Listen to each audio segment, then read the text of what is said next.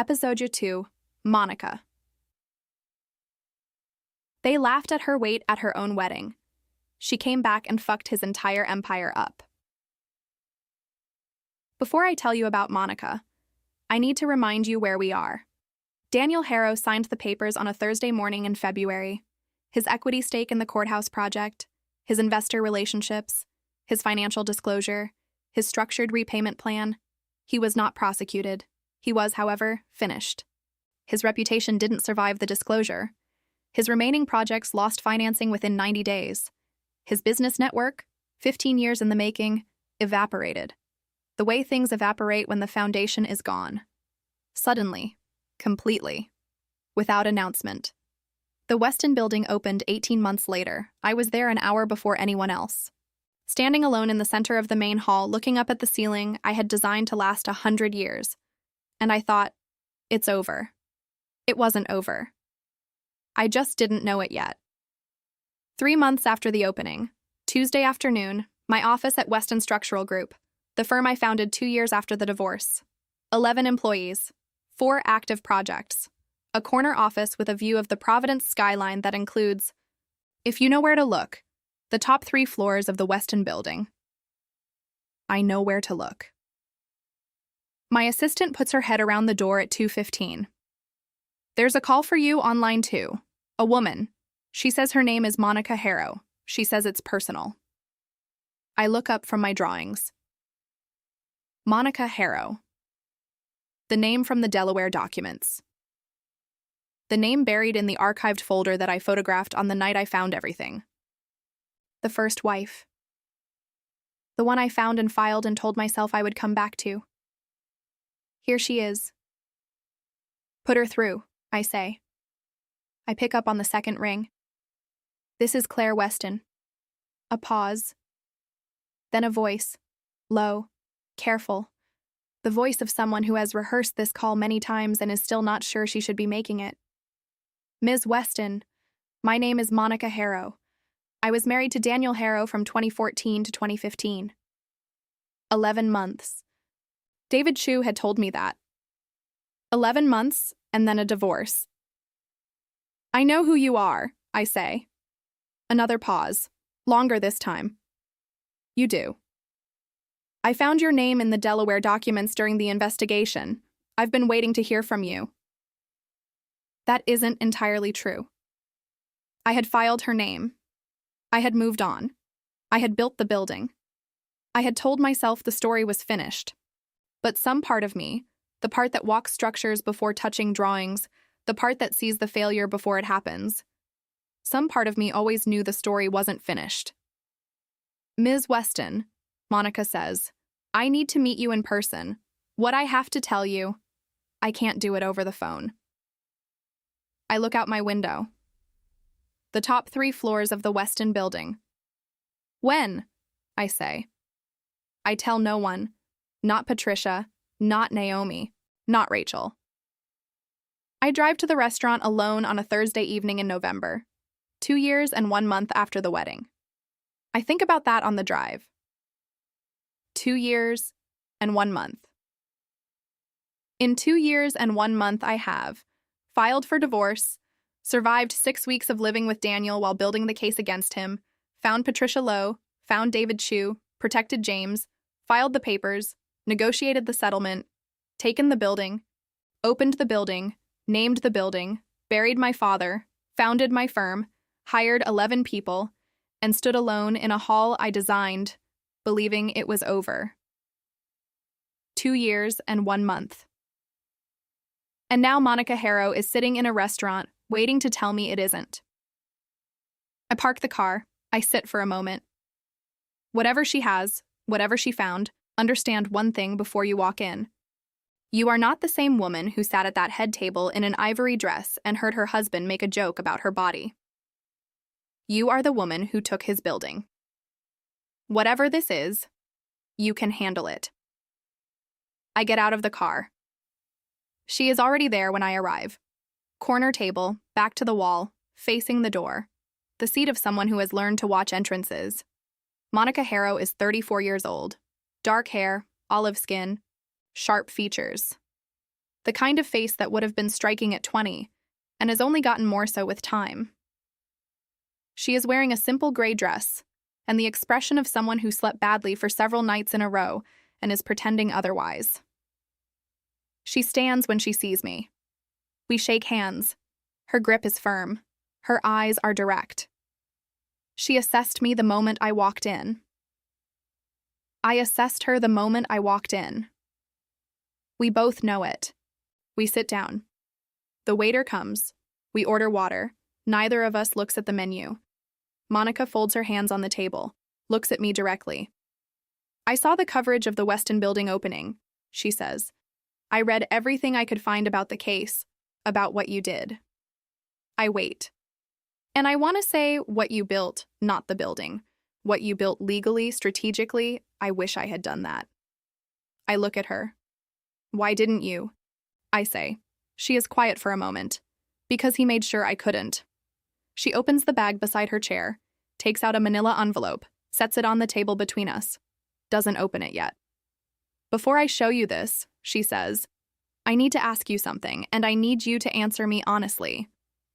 Go ahead, I say. When you found my name in the Delaware documents, why didn't you come looking for me? I look at her. The honest answer. Because I had what I needed. Because the building was enough. Because I told myself the story was finished, and I wanted it to be finished. I filed your name, I say. I told myself I'd come back to it. I didn't. She nods. That's honest, she says. It's the truth, I say. She looks at the envelope, then at me. What I'm about to show you is going to make you wish you had come looking sooner. She opens the envelope. She slides 3 documents across the table. I look at them. The first document, a Delaware LLC operating agreement, not the one I found, a different one. Opened in 2011. 3 years before Monica. 7 years before me. Single beneficial owner.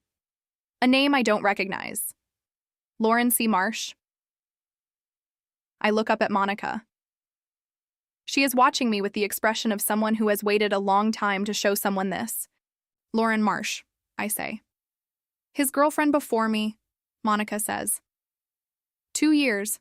She ended it in 2012. She told a mutual friend he had changed, that she had found something in his financial documents that scared her and he had talked her out of it. I look back at the document. 2011. He opened an LLC in her name without her knowledge in 2011. Before Monica. Before me. Before any of it. How many? I say. Monica slides the second document across. I look at it. Another LLC. Another name. This one opened in 2008. A name I will not say here because she asked me not to. But she is real. She exists. She signed a confidentiality agreement in 2009 when she found out what Daniel had done, and he paid her to disappear. I set the document down. How many total? I say. That I found? Monica says. 4. Including me. Including you. 4 women. Lauren Marsh. The woman from 2008 whose name I won't say. Monica Harrow. Claire Weston. 4 women. 4 LLCs. 4 sets of assets moved into names those women didn't know they had until Daniel decided he needed them. I sit with that. I think about the courthouse. I think about standing in that building and believing the story was over. It was never just my story. Monica slides the third document across. This is the one that changes everything, she says. I look at it. It is a confidentiality agreement. Dated 2015. Monica's name at the top. Daniel's attorney, Arthur Weiss, at the bottom. The same Arthur Weiss who restructured Harrow Development LLC 6 weeks before our wedding. I read the terms. Monica agreed to say nothing. To disclose nothing. To pursue no legal action related to Harrow Development LLC or any of its affiliated entities. In exchange, $250,000. And one more thing. A clause at the bottom of page 3, buried, as these things always are, in the language designed not to be read. Daniel Harrow retained the right to use Monica Harrow's name on any business entity registered during the period of their marriage, for a period not to exceed 10 years from the date of dissolution. 10 years. The marriage ended in 2015. 10 years from 2015 is 2025. We are in 2024. Which means, right now, at this exact moment, Daniel Harrow is still legally operating a business entity in Monica Harrow's name, without her knowledge, without her consent. And she never knew because she signed a document in 2015 that she didn't fully understand, and that Arthur Weiss made absolutely sure she would never fully understand. I set the document down. I look at Monica. "Did you know about the 10-year clause?" I say. "I found out 8 months ago," she says, "when I started getting letters from the IRS about a business I had never heard of that had been filing under my name." Of course. Of course he did.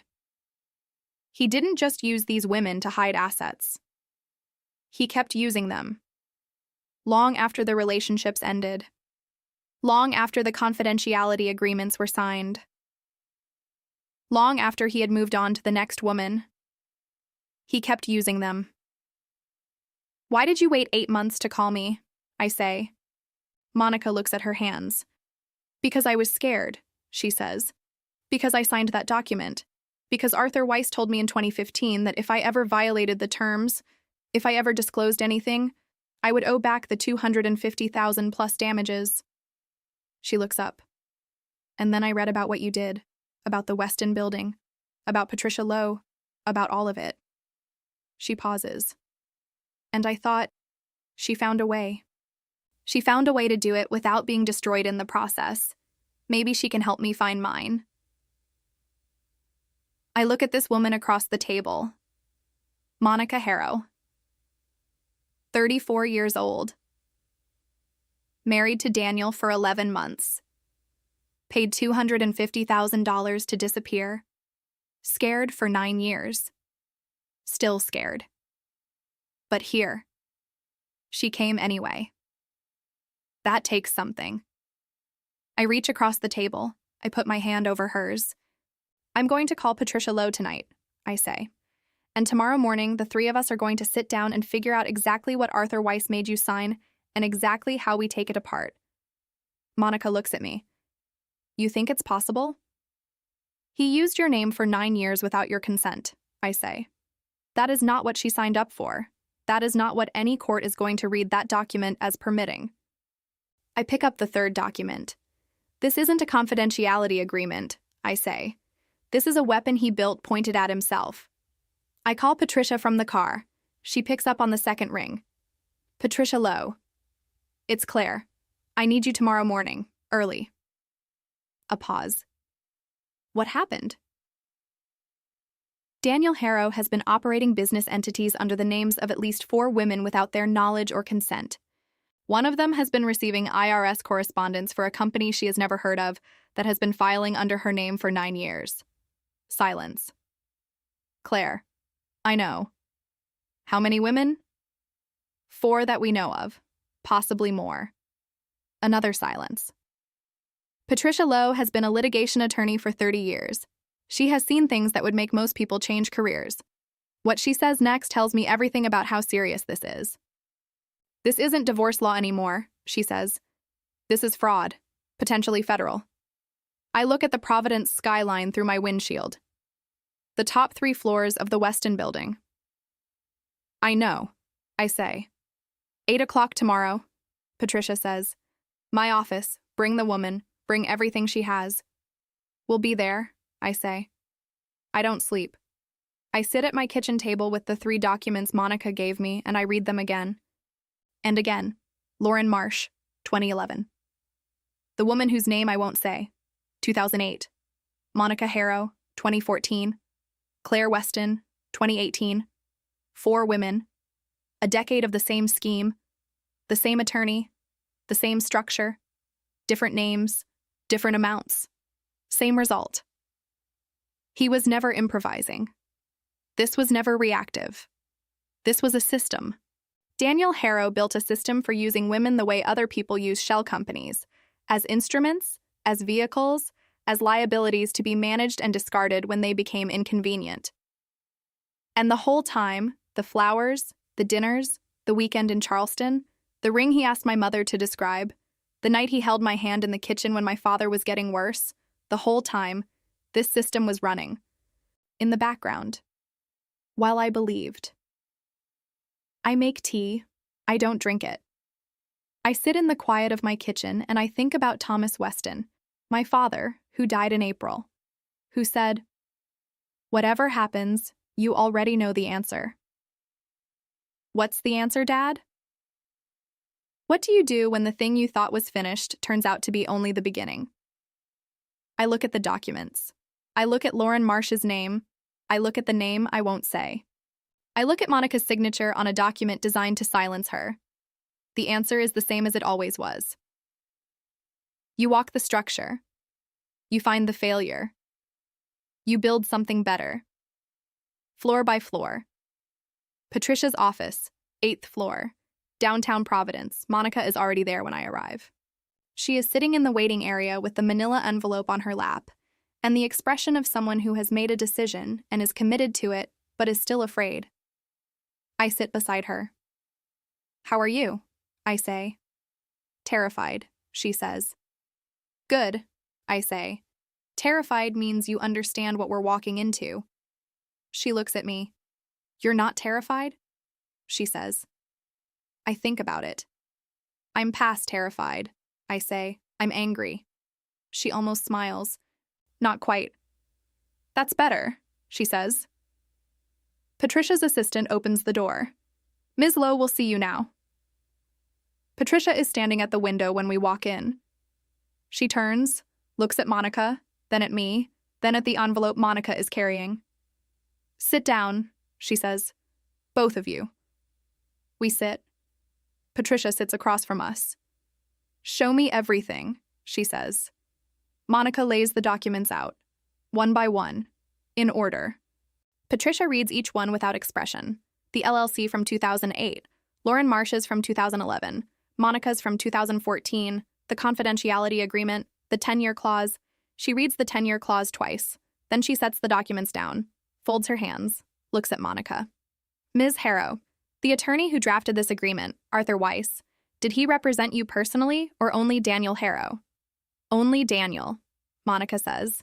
"He told me I didn't need my own attorney. He said it was a standard separation agreement." "Of course he did." Patricia's expression doesn't change, but something in the room does. "Ms. Harrow," Patricia says, "the document you signed in 2015 was drafted by an attorney who represented the opposing party without disclosure to you that you were entitled to independent counsel." Monica stares at her. "What does that mean?" she says. "It means," Patricia says, "that this document has a significant enforceability problem." Silence. "Are you saying," Monica starts. "I'm saying that a confidentiality agreement signed without independent legal counsel, drafted by opposing counsel, with a clause permitting ongoing unauthorized use of your identity in business filings." Patricia picks up the document. "This is not a contract," she says. "This is a trap, and traps, Ms. Harrow, have a way of catching the people who built them." After Monica leaves, Patricia sends her home with instructions. Document everything. Save every IRS letter. Call no one. Patricia and I sit alone in the conference room. The documents are still on the table. Patricia looks at them. "Tell me what you're thinking," I say. "I'm thinking," Patricia says slowly, "that what Daniel Harrow did to you was serious. What he did to Monica was more serious. What he did to the other two women," she pauses. "If the pattern holds, and it holds, this isn't a divorce case anymore. This isn't even a civil fraud case." "You said federal last night," I say. "Wire fraud," Patricia says. "Potentially. If he used interstate banking to move funds through these LLCs, and he almost certainly did, that is a federal offense." I sit with that. Wire fraud. Federal. Daniel Harrow, who cried at the altar, who held my hand in the kitchen, who brought me tea while I worked late.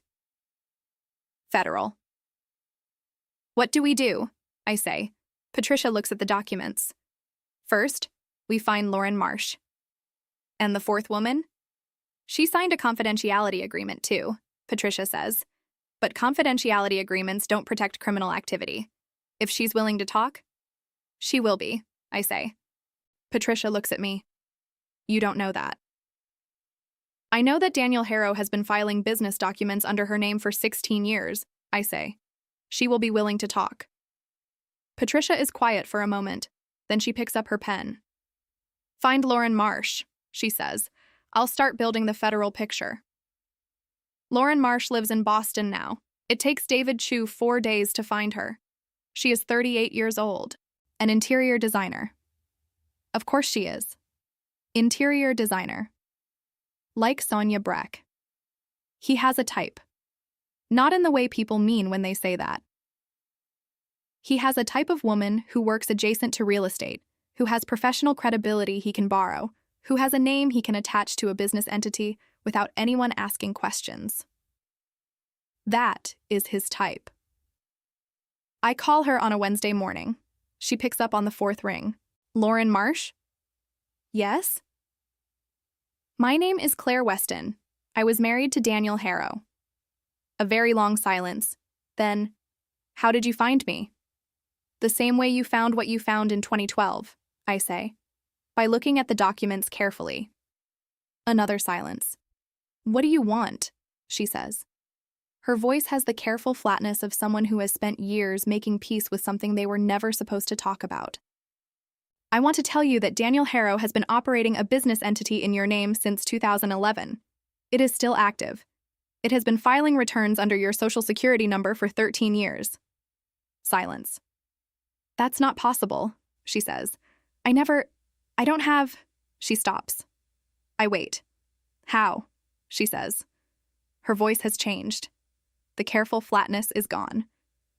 What is underneath it is the specific anger of someone who thought they had left something behind and just found out it followed them. He kept the LLC open, I say. You never knew it existed. He used it as a vehicle for moving funds between his development projects. For 13 years, she says. For 13 years, I say. The silence that follows is not empty. It is full. Full of 13 years of Lauren Marsh believing she had walked away clean. Full of 13 years of a man using her name like a tool he forgot to put away. Full of the specific, devastating realization that the thing you thought was over was never over. It just happened somewhere you couldn't see. What do I do? She says. You call my attorney, I say. And then you let us do what we do. She calls Patricia that afternoon. And then she calls me back at 7 in the evening. I am still at my desk. Can I ask you something? She says. Yes, I say. Did you love him? I look out my window. The Weston building. Yes, I say. A pause. I did too, she says. That's the part I could never talk to anyone about. Because everyone said, you should have known, you should have seen it, and maybe I should have. But I loved him, and I didn't see it. And for 12 years, I've been ashamed of that. I think about the night in Iceland. Daniel holding my hand at the glacier. I'm happy. The way he meant it. Lauren, I say. Yes? Loving someone who deceives you is not a failure of intelligence. It's a failure of theirs. A long silence. I've needed someone to say that for 12 years, she says. Her voice breaks. Just slightly. Just enough. And I sit in my office at 7 in the evening, listening to a woman I have never met cry quietly on the other end of a phone for something she lost a long time ago. And I let her. Because some things need to be cried for properly before you can put them down. When she stops, I say, Patricia Lowe will take care of the legal side. I'll take care of everything else. You are not doing this alone. Okay, she says. She sounds different. Not lighter exactly, but less heavy. Like something that had been pressing down on her for 12 years has shifted just enough to let her breathe. Her name is Sarah. I am going to call her Sarah because that is not her name, but it is close enough. And she asked me not to use her real name, and I respect that. She is 41 years old. She lives in Connecticut. She has been married for 12 years to a man she loves, who does not know that his wife's name is attached to a Delaware LLC that Daniel Harrow opened in 2008, when Sarah was 25 years old and had just moved to New York and had just met a developer with an easy smile and light blue eyes who made her feel, for the first time in her adult life, completely seen. That is how it started for all of us. David Chu finds her in 3 days. I call her on a Friday evening. She answers on the first ring, the way people answer when they have been waiting for a call they knew was coming and couldn't stop. Sarah? A pause. Yes. My name is Claire Weston. I was married to Daniel Harrow from 2018 to 2020. I know about the LLC, I know about 2008, and I know about the IRS letters. The silence is very long. I wait. I have learned to wait. How? She says finally. Because I looked, I say. The same way you should have been able to look a long time ago, but he made sure you couldn't. Another silence. Then, my husband cannot know about this. He may find out, I say gently. The IRS. I know about the IRS, she says. I've been getting letters for 2 years. I've been throwing them away and hoping it would stop. 2 years of letters. 2 years of hoping it would stop. The specific exhaustion of a woman who has been carrying something she doesn't know how to put down and is too afraid to look at directly. Sarah, I say, it won't stop. Not until we make it stop. A very long pause. Then she says something that stops me completely. I have a daughter, she says. She's 9. Her name is Emma. And every time one of those IRS letters arrives, I think about what happens if this becomes public. What happens to her? What she finds out about her mother? I close my eyes. I think about Thomas Weston, civil engineer. The man who walked structures before he touched a drawing. I think about what he would say to a woman sitting in Connecticut afraid that her 9-year-old daughter might find out about something a man did to her mother 16 years ago. Sarah, I say. What Emma is going to find out is that her mother was targeted by a man who was very good at targeting people, and that her mother handled it. A long silence. You don't know that yet, she says. No, I say. But I'm going to help make it true. That's why I called. Silence. And then, very quietly, she says, will you protect me? I think about Monica at the restaurant. Terrified, but there. I think about Lauren on the phone. The anger underneath the flatness. The 12 years of shame lifting slightly. I think about myself in an Icelandic hotel chair at 3 a.m. building a list. I think about my father. Whatever happens, you already know the answer. Yes, I say. That is exactly what we are going to do. She exhales. It is the sound of someone who has been holding their breath for 2 years, maybe longer. Okay, she says. Just that. Okay. 2 letters. The weight of 16 years beginning, very slowly, to lift. November becomes December. 4 women, 4 attorneys.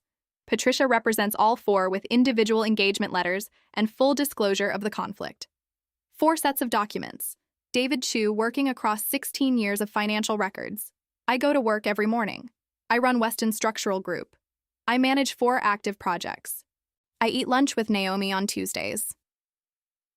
Nobody knows.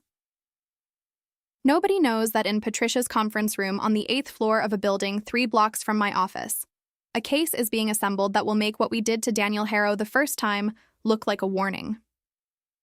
He thought it was over.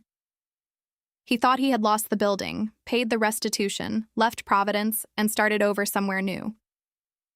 He thought the story was finished. He was wrong. He was so wrong. David Chu presents the full financial picture on a Tuesday morning in December. Patricia, the 4 of us, me, Monica, Lauren, and Sarah on the phone, and David. He lays it out. 16 years, 4 women, 11 LLCs across 4 states. Total funds moved through these entities, $22 million. Of that $22 million, $14 million in investor capital from at least 9 separate investors across 3 development projects who were not disclosed as creditors in any of the filings. 9 investors, $14 million. None of them knew. Arthur Weiss, Patricia says, he drafted every document, he filed every LLC, he wrote every confidentiality agreement. She looks around the table. Arthur Weiss is not just Daniel's attorney. Arthur Weiss is Daniel's instrument. Every fraudulent filing, every confidentiality trap, every undisclosed entity, all of it runs through Weiss. Which means, I say, Patricia says, that when we file this, and we are filing this, we are not just filing against Daniel Harrow, we are filing against Arthur Weiss, and we are filing with the U.S. Attorney's Office. The room is very quiet. Monica is looking at her hands. Lauren, through the phone, says nothing. Sarah says nothing. I look at Patricia. Do it, I say. He calls me, 3 days after the federal referral is filed. I am in my office. It is 8:30 in the morning. My phone lights up. Daniel Harrow. A number I haven't seen in 2 years. I look at it for 1 full ring. 2 rings. 3. I pick up. Claire. His voice. Still easy. Still warm. Even now. That is the thing about Daniel Harrow that I will never stop finding remarkable. The ease. The absolute, unshakable ease. Daniel, I say. I need you to hear me out, he says. Whatever you're filing, whatever you think you found, there is an explanation for all of it. I lean back in my chair. I look out the window. The Weston building. I'm sure there is, I say. Claire? His voice shifts. Something softer coming in. We were good together, you know that. Whatever happened, the joke, the affair, I have never stopped. Daniel, I say. Regretting it, truly? And if you would just give me a chance to explain the business structures. There are legitimate reasons. Daniel, he stops. I'm going to say something and I need you to hear it clearly. Okay, he says. Sarah has been throwing away IRS letters for 2 years, I say. Lauren Marsh has had an LLC in her name for 13 years that she did not know existed. Monica signed a document in 2015 that Arthur Weiss told her she didn't need a lawyer to understand. Silence. We found all 4, I say. We found all 11 entities. We found all 9 investors. We found David Chu's financial picture going back to 2008. His breathing changes. I hear it. The ease, that absolute, unshakable ease, finally shifting. Claire? The U.S. Attorney's Office received our referral on Friday, I say. Arthur Weiss's attorney called Patricia Lowe this morning, so I think you already know why I'm not going to give you a chance to explain the business structures. Silence. Complete silence. I wait. Why are you doing this? He says, and his voice, for the first time in the 4 years I knew him and the 2 years since, his voice breaks. Not performance. Not strategy. Real. And I feel it. I would be lying if I said I didn't feel it. The specific grief of watching someone you once loved arrive, finally, at the truth of what they did. But I think about Sarah, throwing away IRS letters for 2 years. I think about Monica, terrified for 9 years. I think about Lauren Marsh. The anger underneath the flatness. I think about the woman whose name I won't say, carrying this for 16 years. And I think, this is not about you, Daniel. This was never just about you and me. Because it was never just my story, I say, and I hang up. The federal investigation opens in January.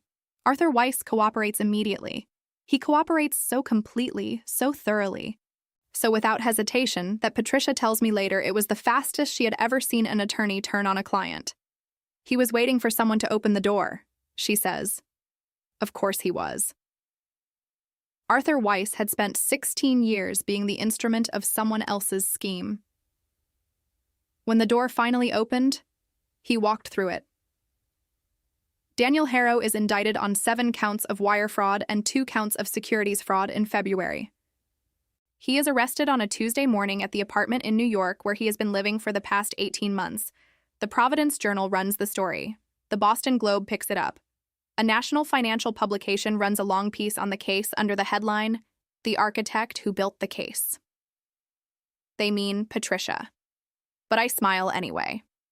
We meet for dinner in March. Me, Monica, Lauren, and Sarah. A restaurant in Providence. Corner table. Back to the wall. I notice that all 4 of us chose seats facing the door. We laugh about it. It is the first time in this entire story that I have laughed. Really laughed. Sarah is quieter than the others, still nervous about her husband, who found out in January and handled it better than she expected. Lauren is the opposite of nervous. She arrived at dinner with the energy of someone who has been carrying something heavy for 13 years and finally put it down 30 seconds ago. Monica. Monica looks different from the woman who sat across from me in a restaurant 4 months ago with rehearsed lines and the expression of someone who had slept badly for days. She looks like herself. I don't know how I know that. I've only met her twice. But she looks like herself. Halfway through dinner, Lauren says, "Can I ask you something, Claire?" "Yes," I say. "When you found my name in the documents, the first time during your own case, why didn't you look deeper?" I pick up my wine glass. The honest answer. "Because I had what I needed," I say. "The building was enough. I wanted it to be over." "Were you angry at yourself?" she says. "Later, when you found out there were 4 of us, I think about the night I sat at my kitchen table with Monica's documents and thought about my father. Whatever happens, you already know the answer." "Yes," I say. "I was angry at myself for a while." "And now?" Lauren says. I look around the table. 4 women. 4 different versions of the same story. 4 different versions of what happens when you are underestimated by the same man in the same way for 16 years. "Now," I say, "I think the answer was always going to lead here, whether I looked for it or not." Monica raises her glass. "To Claire Weston," she says. "Who looked?" I raise mine. Lauren raises hers. Sarah, quietly, raises hers. 4 glasses. 4 women. 1 story. Floor by floor. Daniel Harrow is convicted on 4 of 7 counts. He is sentenced to 38 months in federal prison. Arthur Weiss receives a separate sentence, 24 months, and is disbarred.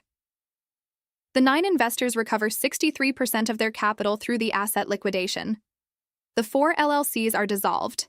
Sarah's name is cleared from every filing. Lauren Marsh receives a formal settlement and a written apology from Arthur Weiss that she frames and hangs in her bathroom because, she says, it is the only place she is guaranteed to start every day by winning. Monica. Monica goes back to school. Interior design. The career she had before Daniel. The career she put on hold for 11 months while she tried to make a marriage work with a man who was using her name as an instrument. She graduates in May. I attend the ceremony. I sit in the auditorium and watch Monica Harrow walk across a stage and receive a diploma in her own name. Her name. And I think, this. This is what it looks like when a building is finally built correctly. There is one more thing. The week after Daniel's sentencing, I receive a letter. No return address. Providence postmark. Inside, a single photograph. The courthouse. My courthouse. The eastern facade. The photo Daniel sent to Sonia the day I fixed the load error. She fixed it today. Someone had written across the bottom in small, neat handwriting. She fixed a lot more than that. I don't know who sent it. I have my suspicions. I keep the photograph on my desk at Weston Structural Group, next to the window that looks out at the building. Every morning I sit down, I see it. And I think. He was right, actually. I did fix a lot more than that. In episode 3, a developer contacts Weston Structural Group about a project in Boston. His name is not familiar, but his attorney's name is Arthur Weiss. And Arthur Weiss, who cooperated fully, who served his sentence, who was disbarred, is apparently still working. Don't miss it. Film do episodio 2. Sweet Revenge, Floor by Floor.